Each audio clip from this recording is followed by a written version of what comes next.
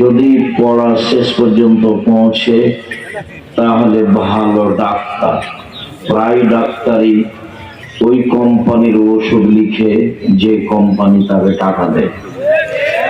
তাহলে এই ডাক্তার আসলে ডাক্তার নয়, এ হলো একজন প্রতারক, জাতির জন্য ও ক্ষতিকারক, ফাঁকিবাজ, বোঝা। আর যদি ইঞ্জিনিয়ার হয়, প্রায় ইঞ্জিনিয়ারিং চোর। ভালো নেই এই কথা আমি বলছি না, তবে বাপ মা বুঝতে পারেনি কিভাবে ছেলে মেয়ে মানুষ করতে হবে। ছেলে মেয়ে জাতির কল্যাণের জন্য মানুষ করা উচিত ছিল। সারা জীবন আপনি খুব প্রশংসা করলেন, আমার ছেলে গোল্ডেন পেয়েছে, আমার ছেলে মেধাবী, সবকিছুই বললেন, সবকিছুই হলো, কিন্তু জাতির ক্ষতি করলো। তাহলে শেষ পর্যন্ত কি হলো?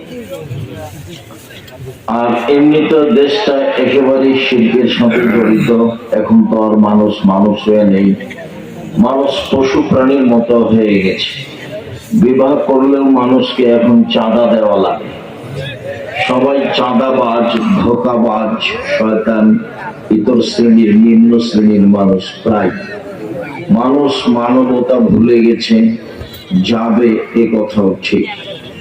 রাসূল সাল্লাল্লাহু আলাইহি সাল্লাম একদা বললেন, কাইফা বিকুম জামানিন, তোমাদের কি হবে, যুগের কি হবে, তোমাদের কি হবে, যুগের কি হবে, যখন যুগের লোকেরা আগাছা হয়ে যাবে। মানে সমাজে আর কোনো ভালো মানুষ থাকবে না, সবাই আগাছা, সবাই হবে নিম্ন শ্রেণীর মানুষ, সবাই হবে ইতর শ্রেণীর মানুষ, সবাই হবে প্রায় খারাপ মানুষ। গাইবান্ধা, গোবিন্দগঞ্জ, রংপুর, দিনাজপুর, লালমনিরহাট, নীলফামারী, কুড়িগ্রাম, পঞ্চগড়, ঠাকুরগাঁ, এসব ডিস্ট্রিক্টের ভাষায় সমাজের মানুষেরা যেদিন হবে বেন্ধার বাচ্চা বেন্ধা, আর চাঁপাইনবাবগঞ্জের ভাষায় যেদিন মানুষ হবে ছোট লোকের বাচ্চা ছোট লোক। আল্লাহর নবী বলেছেন, লোকা ইবনে লোকা, অধমের সন্তান অধম। ঢাকার ভাষায় তাকে কি বলতে হবে তা আমি বলতে পারলাম না, তবে তারা বলে অমুকের বলা অমুক, যেটা ভাষায় নিয়ে আসা খুবই কঠিন। কিন্তু রাসূল সাল্লাল্লাহু আলাইহি সাল্লাম যেটা বলেছেন সেটা হলো সারা পৃথিবীর প্রত্যেক এলাকায় নিম্ন শ্রেণীর ভাষা যেটা, সেটাই হলো লোকা ইবনে লোকা, অধমের সন্তান অধম, ইতরের সন্তান ইতর। নিম্ন শ্রেণীর মানুষের ছেলে নিম্ন শ্রেণীর মানুষ যখন সমাজের দায় দায়িত্ব পালন করবে, তোমার কেন একটু লজ্জাবোধ হয় না? তোমার কেন একটু ইতস্তবোধ হয় না? তুমি কেন নির্বাচনের নাম দিয়ে ছোটাছুটি করো, দৌড়াদৌড়ি করো, মোটরসাইকেল নিয়ে ঘোরাঘুরি করো? তুমি বলো অমুকের চরিত্র ফুলের মতো পবিত্র, সবাই তো হায়ানার মতো, তোমার চরিত্র তো হায়ানার মতো। তোমাকে কতবার বললাম জীবনে বেঁচে থাকো, বাস 5 ওয়াক্ত সালাত, হালাল রুজি, আর কোরআন তেলাওয়াত, আর আড্ডা পিটা হারাম। আড্ডা পিটা একটা হলো দোকানপাটে বসে ল্যাংটা মেয়ে দেখা, ঘন্টা ঘন্টা গল্প করা, বদনাম করা, জিবাত করা। আর একটা আড্ডা পিটা হলো মোবাইলে ল্যাংটা মেয়ে দেখা, ঘন্টার ঘন্টা, রাত রাত বেঁচে। ওখানে দেখে তোমার মা, এখানে দেখে তোমার বাপ, আর ওই ঘরে দেখে তোমার বোন, আর এই ঘরে দেখো তুমি। গোটা বাড়িটা একবারে জেনাই সয়লাম। এই কথা রাসূল সাল্লাল্লাহু আলাইহি ওয়াসাল্লাম বলছেন যে জাতির সামনে আমি আশঙ্কা করে গেলাম, আমার উম্মত গোপন পাপে লিপ্ত হবে, এটাই আমার ভয়। জাতির সামনে আমি আশঙ্কা করে গেলাম, আমার উম্মত গোপন পাপে লিপ্ত হবে, এটাই আমার ভয়। তিনি এইভাবেই বললেন। রাসূল সাল্লাল্লাহু আলাইহি ওয়াসাল্লাম বললেন, আইনানে তাজনিয়ানে জিনাহুমান নাজর, দুই চোখের জেনা হচ্ছে চোখ দিয়ে দেখা, লজনানে জিনাহুমাল ইস্তেমা, দুই কানের জেনা হচ্ছে কান দিয়ে শোনা, লিয়াদ জেনা আল বাক্স, হাতের জেনা হচ্ছে হাত দিয়ে ধরা, রিজিল জেনা আল মাসি, পায়ের জেনা হচ্ছে পা দিয়ে চলা, জেলাল কাল কাতামানাতাস্তাহি, অন্তরের জেনা হচ্ছে পরিকল্পনা করা, জেলানের লেসানুৎক, জিহ্বার জেনা হচ্ছে কথা বলা। এগুলো সব মাধ্যম জেনা। আল্লাহ রাসূল বলছেন, ইয়া তাহারজুল তাহারাজাল হিমারে, গাধা যেমন গাভীর সাথে মিললে লজ্জা বোঝে না, ষাঁড় যেমন গাভীর সাথে মিলে লজ্জা জানে না, মানুষ তেমন খোলা মাটির জেনা করবে, লজ্জা বুঝবে না। সমাজের অবস্থা একেবারেই নিম্নে চলে যাবে। সমাজে কে মানুষ আর কে পশু আর কে গরু ছাগল কুকুর ছিল এটা বোঝা কঠিন হয়ে যাবে। যে এখন দেখতে পাচ্ছ, একটা লোক বলছে দেশের যা অবস্থা, এখানে বাড়ি করতে গেলে একে চাঁদা দিতে হয়, ওকে চাঁদা দিতে হয়, ওকে চাঁদা দিতে হয়। এখানে জমিতে যদি একটু বালু ফেলতে চায় তাহলে 10 জনকে চাঁদা দিতে হয়, বিবাহ করলেও চাঁদা দেওয়া লাগে না। তার মানে মানুষ নিচে কত চলে গেছে। পরিশ্রম করে খাও, দিন মজুরি করে খাও, নাহলে ভিক্ষা করে খাও, চাঁদাবাজি করবে না, ধোকা প্রতারণা দিয়ে মিথ্যা বড় ওষুধ লেখো কেন, টাকা চুরি করো কেন? কে তোমাকে বলেছে ইঞ্জিনিয়ার? আমি তো বলিনি। কে তোমাকে বলেছে ডাক্তার? আমি কোনদিন বলিনি। তোমাকে আমি পশু প্রাণী গরু ছাগল মনে করি, কিন্তু জাতির কল্যাণের জন্য কিছু করবে না। তোমার বাপ করেছে না, তোমার মা করেছে না, তুমি করেছো। যে দেখো এই যে আসলো, এই যে মেয়েগুলো আসলো, হ্যাঁ করে আস্তে আস্তে আসলো, চলে গেল। এটা গরু ছাগল, ওটা পশু প্রাণী, ওটা হিন্দুর মেয়ে, ওকে ইউরোপের মেয়ে, ওকে খ্রিস্টানের মেয়ে।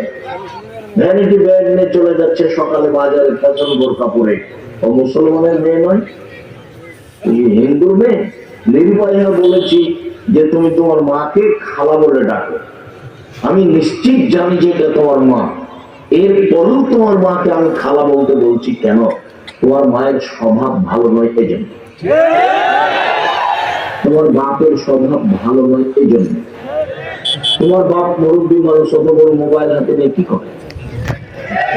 দোকানে বসে আড্ডা দিতে কেন? নির্বাচনের নামে তোমার বাপ দড়িয়ে বেড়াই কেন? তোমার বাপ নির্বাচনের নামে দড়িয়ে বেড়াই কেন? 5 ওয়াক্ত সালাত, বাস।